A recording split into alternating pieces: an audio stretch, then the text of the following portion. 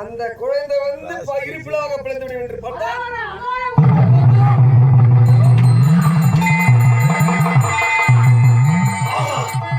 அண்டத்திற்கும் ஆகாயத்திற்கும்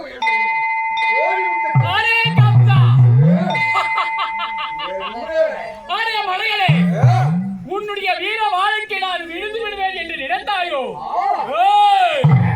என்னுடைய அண்ணன் உரைத்தபடி அவருக்கு நான் மகிமை சேர்க்கும்படி என்னுடைய அண்ணன் எங்க இருக்கின்றார் தெரியுமா உமக்கு?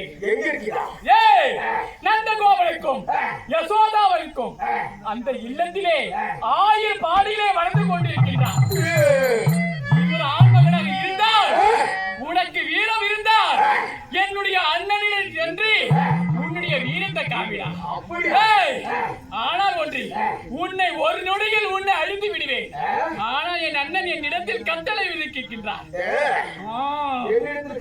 ஆமா